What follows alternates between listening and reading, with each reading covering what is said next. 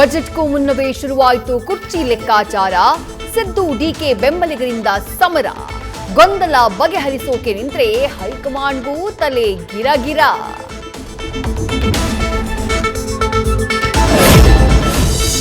ಹುಟ್ಟಿದ 5 ದಿನಕ್ಕೆ 2 ಲಕ್ಷಕ್ಕೆ ಮಗು ಮಾರಾಟ ಮಾಡಿದ ದಂಪತಿ.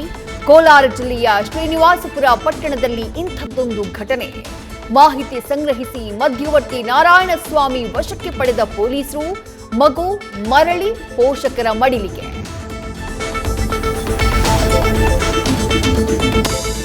ಪತಿಯಿಂದಲೇ ಪತ್ನಿ ವಿರುದ್ಧ ಮತಾಂತರದ ಆರೋಪ. ಶಿವಮೊಗ್ಗದಲ್ಲೊಂದು ಅಪರೂಪದ ಪ್ರಕರಣ ಬೆಳಕಿಗೆ. ಧಾರ್ಮಿಕ ಮತಾಂತರ ನಿಷೇಧ ಕಾಯ್ದೆಯಡಿ ದೂರು ದಾಖಲು.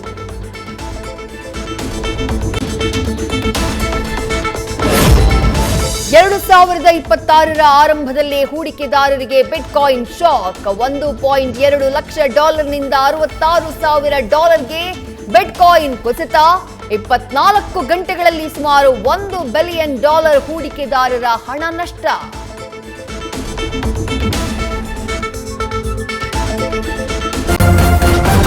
ನ್ಯೂಸ್ ಫಸ್ಟ್ ನಿರ್ಭೀತಿಯಿಂದ ನಿಮ್ಮ ಪರವಾಗಿ.